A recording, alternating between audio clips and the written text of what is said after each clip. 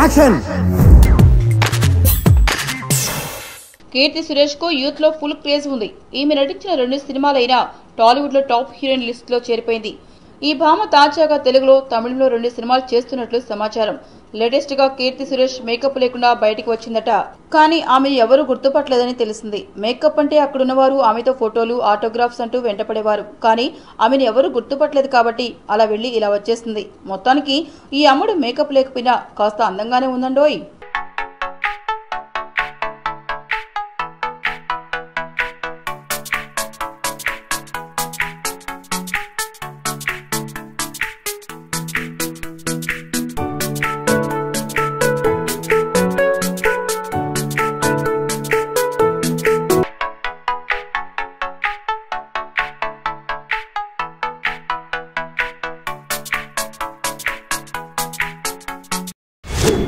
Action.